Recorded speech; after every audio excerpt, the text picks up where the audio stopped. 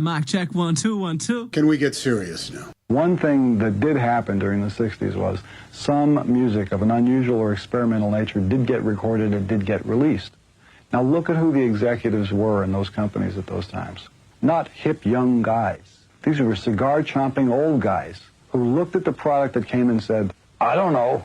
Who knows what it is? Record it, stick it out. If it sells, all right. We were better off with those guys than we are now with the supposedly hip young executives who are making the decisions of what people should see and hear in the marketplace. Success in the music business begins with a dream, a vision. This podcast will give you, the listener, the insight and tools to turn that vision into a reality. Meet the industry professionals who work day by day behind the scenes, helping to make those dreams come true. Welcome to the business side of music. Hey, welcome back into the studio with us today, Judy Stakee. This lady has got quite a bit of experience in the music industry. I was reading her bio and went, okay, this is someone we definitely need to have on the show. 40 plus years in the music industry. So you started when you were like 6, I'm going to say? You're very sweet. Including a senior VP of creative at Warner Chappell Music. You were there for what, 20 years? 20 years, yes. Has worked with such artists as Sheryl Crow, Katy Perry, Michelle Branch, Gavin DeGraw, Jewel, and Joy Williams of the Civil Wars, just to name a few. In 2009, she founded a full-service artist development entertainment company that develops the minds, bodies, and souls of artists and songwriters to achieve the career of their dreams. We're going to talk about that. She's also the author of the book. I think we have one sitting here on the table here. Yeah. She's the author of the book, The Songwriter's Survival Guide, written to give young artists the tools to begin the development process on their own. 2016, she started her songwriting retreats where she takes 30 songwriters and helps them develop themselves, their creative process, and their craft. You have these retreats, I guess they're 5-day retreats. You have them all over the country, and of course you have them here in Nashville. Absolutely. In 2009, she noticed a problem in the new music industry, which there's nothing old about the music industry anymore. Right. It's definitely changed. And especially the lack of artist development, which I totally agree because that was my background. Judy, welcome to the show. Thank you for having me. First question, I always like to ask our guests, how did you get into the music business? There, but for the grace of God go I. I met a woman. I graduated from college where I was a music major. I played the piano, I sang. But when I got out of college, there was no internet there, and my parents really did not know how to guide me. I luckily met a woman who had moved out from New York, Linda Blum, who came out here to be in the music business. And I swear to God, my head turned around 3 times, like Linda Blair in The Exorcist. I was like, there's a music business? There's like actually someplace to go? And I followed her, and she started working at Arista Music Publishing, and I worked across the street in an entertainment law firm. And when there was an opening, she called me and said, get over here. And I followed her into it and never left. Yeah, I tell you, it was a godsend. It was kind of one of those right time, right place type things. And we hear that so much from people. You never know who you're going to meet and where they're going to lead you. So serendipity. Well, here was a girl too. It's like, I came out of the womb singing and dancing. So music was everything to me. So to graduate college and think about like, I had to go get a job where all my sorority sisters were going to go work for Xerox. I thought, shoot me now. So the universe, I think, was very, very kind to me in saying, okay, if you're going to work, you might work in the music business. Right. Yeah. So you worked with such great artists, but obviously from what you've developed, and when we're fast forwarding, we've talked about these things in the introduction, you obviously saw a need, artist development. You know, when I was working at the label back in the days, that was one thing that pretty much every record label provided was some form of artist development, creative services to help them kind of get to that next step in their career. And it's gone, pretty much. Yes. Yeah. My perspective is that the music business really changed in 2005, let's say 10 years ago, more than 10 years ago, about 15 years ago.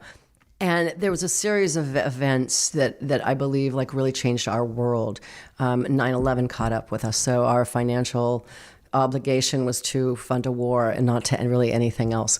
The internet was all grown up. So every responsibility, accountability became top of the list. You know, you couldn't just fudge somebody's mortgage, their application anymore. Oh yeah, you have 3 jobs and you're making $200,000 a year. Great, here's a mortgage.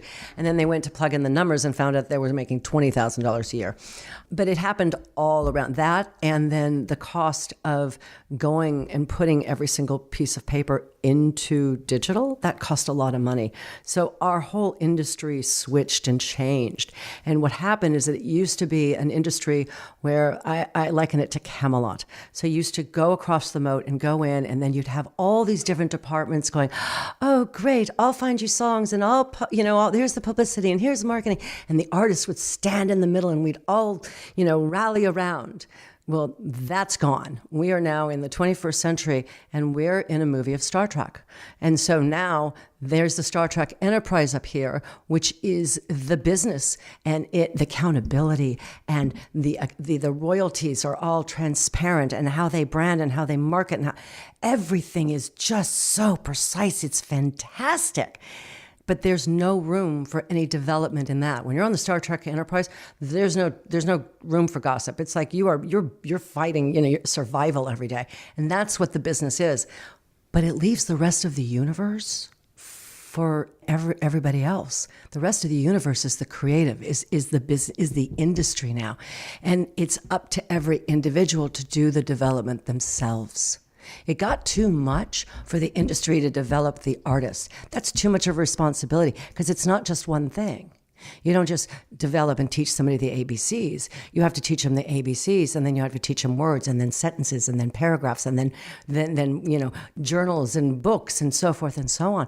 But it has to start at the very beginning. You don't just achieve all that. So the songwriters are the industry now. And so you have to develop yourself. You can be Britney Spears, or you can write songs for your children. You can be a singer-songwriter who only wants to write for TV. You can be an artist who wants to go on the road. There's so many ways to do it. You have to imagine it yourself. We gave too much responsibility to the record companies and to the publishers to do all of this. Right. And what I found when I left 10 years ago is that the business does not support the development anymore. It takes a lot to develop some. Everybody develops at a different stage, a different rate. And that costs money. Unfortunately, it does. But I don't know anybody who doesn't have a job at some point to support their career, In fact, we see it a lot on television. Somebody gets on American Idol or The Voice or America's Got Talent, and you just put whatever name you want in there, and they think, wow, that's it. Well, first of all, it took a lot to get just to that point because of the audition process. And then just because you're a finalist or a winner on a show doesn't necessarily equate into success, whatever that word means in this environment anymore.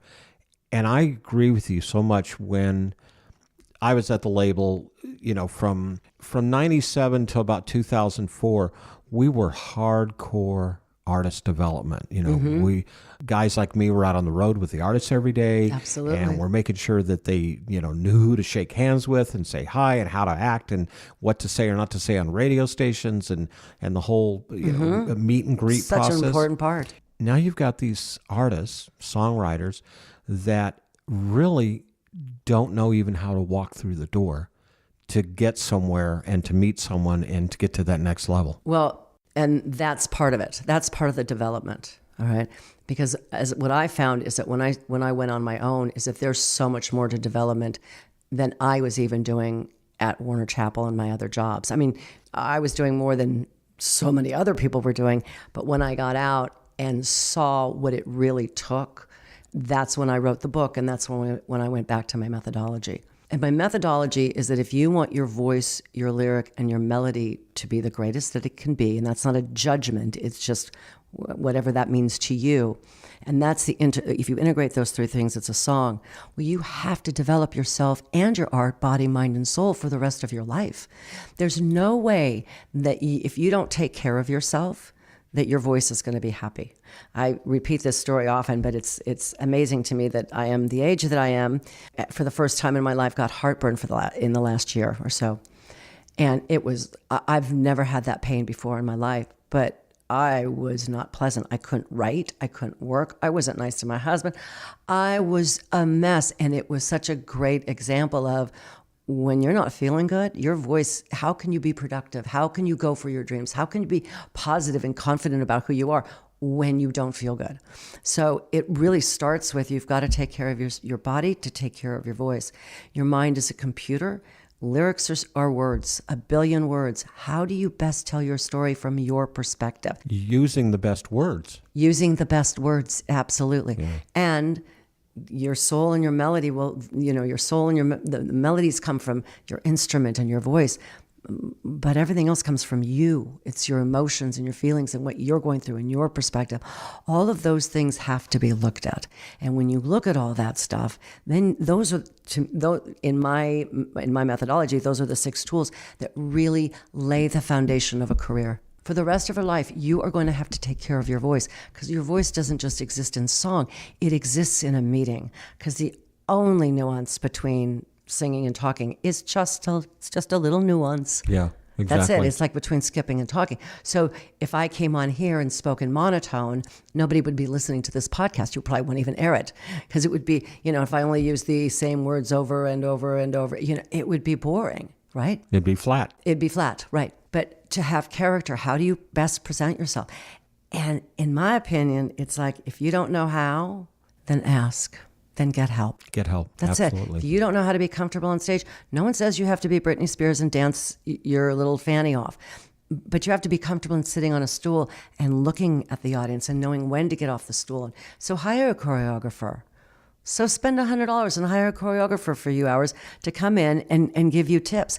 That's the thing where I build communities. And when you get into a community and you have a shared and bond experience, you then can be vulnerable enough to say, I need help. And everybody needs help. And what I find, especially doing these retreats, is that the ones that don't ask for help and think that they can do it on themselves, or by themselves, are the ones that are the unhappiest and stuck in what they do.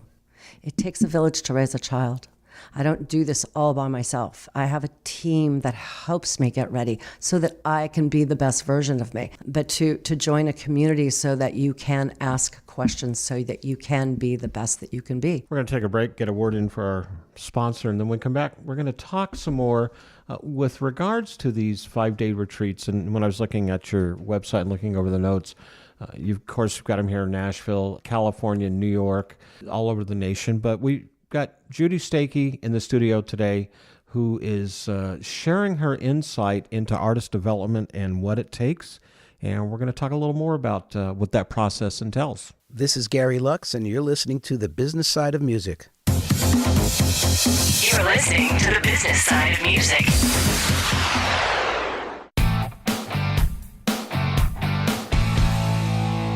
Hi, this is Vinny Rebus, the founder of Indie Connect. Our goal is to ensure that you have the knowledge, the tools, skills, resources, and connections that you need to develop a profitable and long-lasting career in music. One way we do this is through these Business Side of Music podcasts. I'd also like to invite you to check out Indie Connect magazine, our free multimedia online publication packed with practical interviews and advice from music industry experts. Go to www.indieconnectmag.com. That's www.indieconnectmag.com. Let us walk with you and guide you every step of your musical journey.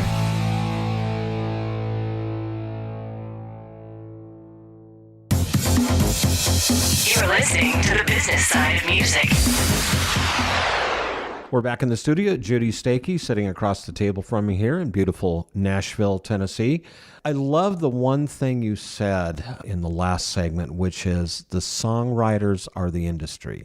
That's a beautiful quote, because that really is what it's come down to now. Absolutely. Everybody still thinks they want that record deal, which to me, I do enough knocking of the record industry as it is. I think that it serves a place. It has definitely some merit, but the songwriter or the artist, they've got to find themselves first. They've got to be true to themselves. And a lot of that, when you said, if you don't know what you're doing, find some help. That's really what artist development was in the very beginning. just getting out there and finding somebody. So you've created these retreats that develops the mind, bodies, and souls. What is a basic retreat? What does it entail? So when I used to do these retreats at Warner Chapel. I used to take the Warner Chapel writers away to Lake Arrowhead, which are the mountainous area outside of Los Angeles, and take them away from their environment so they could get outside the box of having to write for Faith Hill every day. They could cross genres. Now, because you have to understand, this was like, the mid-'90s, late 90s. And so I had John Rich and Nikki Sixx in a room together. I had Julian Bonetta and John Rich in a room together. I had, Kevin Kadish there and Josh Leo and Wayne Kirkpatrick and Steve Bogart, who's the head of NSAI. So I loved bringing community together, increasing the communication, bringing different communities together, seeing what would happen.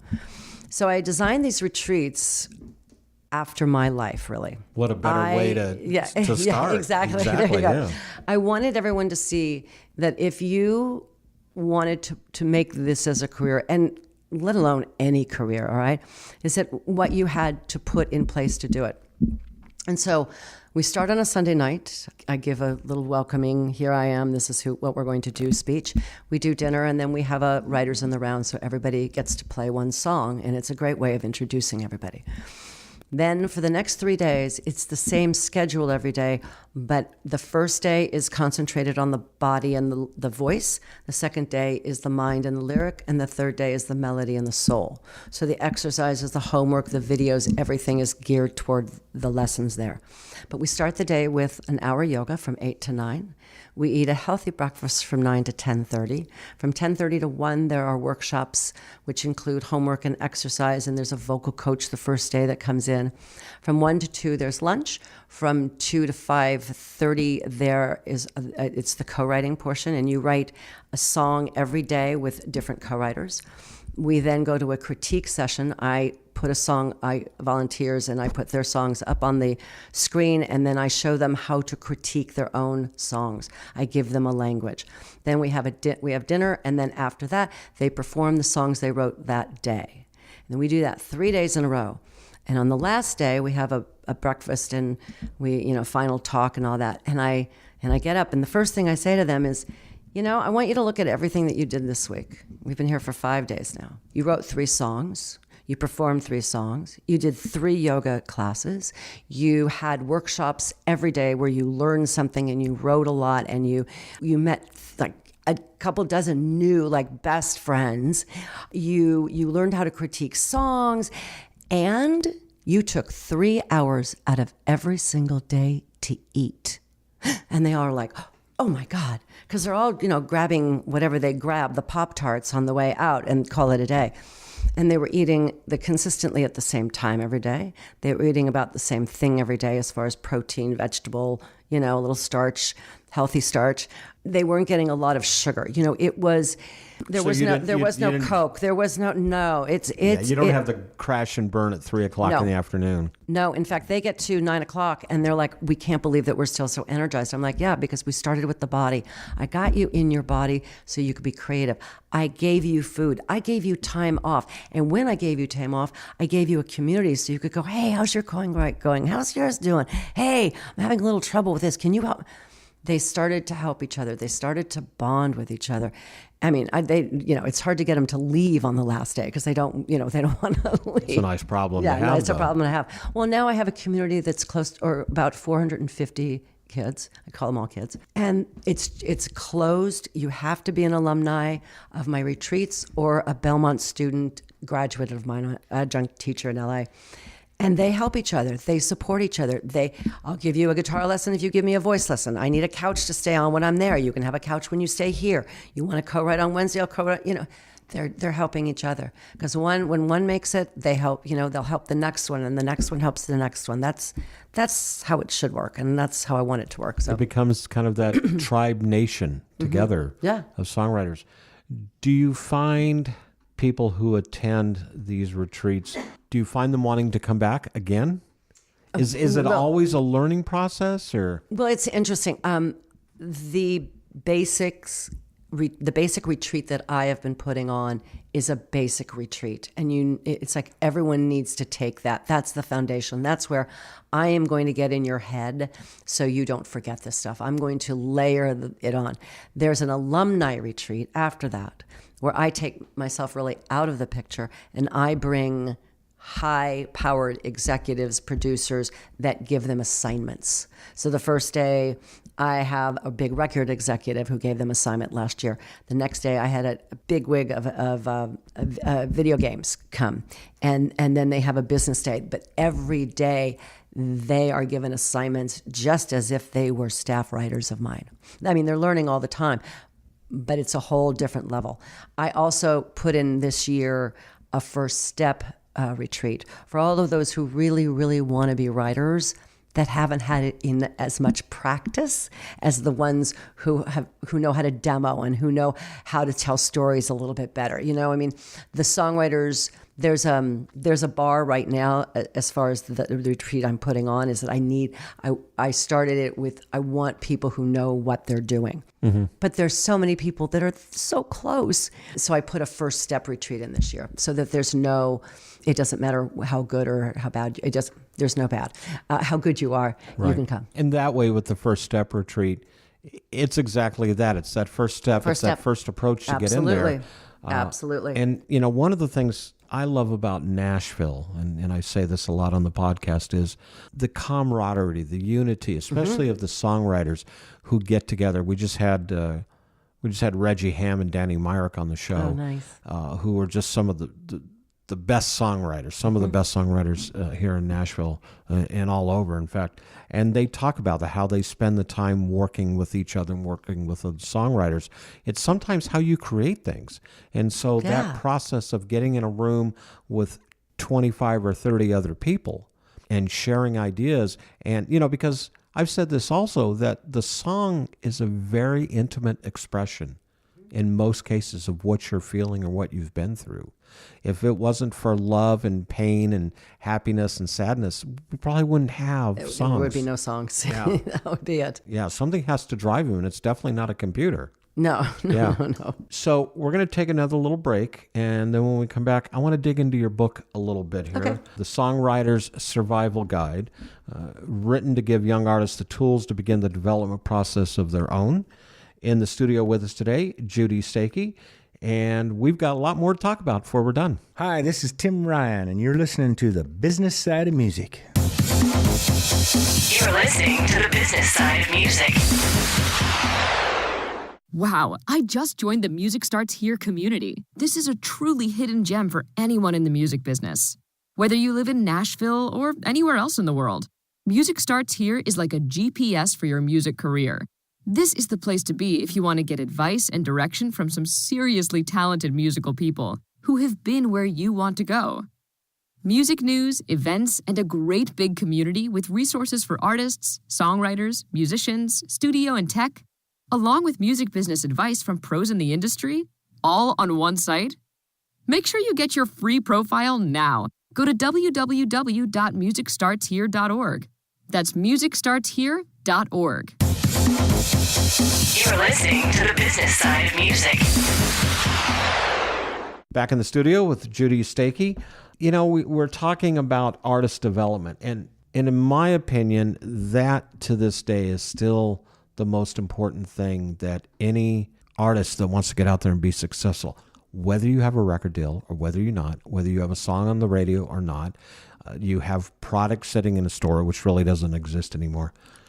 You still have to find out who you are and what you are. What is that genetic makeup? And in this business, that's what artist development does. Mm-hmm. So you wrote this book, The Songwriter's Survival Guide. 2015 you wrote it. I like what you said. You thought it was originally going to be 10 pages, and it's turned into 125. Sheryl Crow did the foreword on this. And of course, we've got a couple books here that Judy has given us. She has signed, and we're going to give those away. We'll talk about that towards the end of the show. The book, is this something that, in addition to the retreats that you do, is this a standalone piece? In addition to the retreat, is it something that works within the retreat? It works within the retreats. Okay. You get a book when you come to the retreats, because it's a reminder, is what it is. If you don't come to the retreats, I mean, this is the information. This is what I'm about. This is what I believe. These are the steps you should put into it.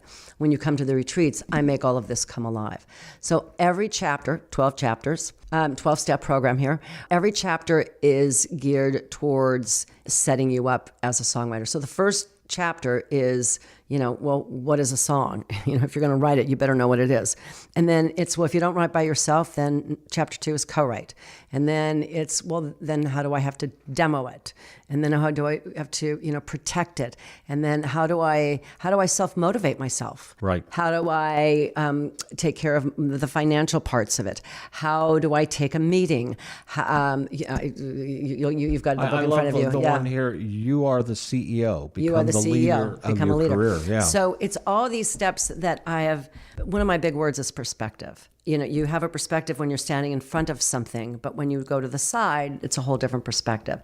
And this is, the 12, like if you go all the way around, it's the 12 steps that you really, really need to have. There's many, many more, but these are the ones you need to conquer because, it's like, I want to go take a publishing meeting. Okay, come on in and have a meeting with me. Yeah, but when you come into town, you may not know what, everybody says you need to have a publishing meeting, but what does that entail? Well, what I'm saying is that when somebody says to me, I want to have a publishing meeting, when they tell me, it's like, I want to go take these meetings and I want to take these meetings, I'm like, oh, when they're ready, of course, I bring them in and we get ready for meetings. Right. I mean, I do mock meetings with my clients. So you're actually teaching them how to go into these meetings correctly, yeah. Because I've had too many clients in front of me, my consultation clients, they'll come and pay me money, and they'll sit there and I'll go, so tell me your story. Oh, what do you want to know? We'll start at the beginning. Well, I play a little guitar. Could you elaborate a little bit? I mean, they have no idea how to tell their stories. I mean, that tells me a lot because I'm going to have to,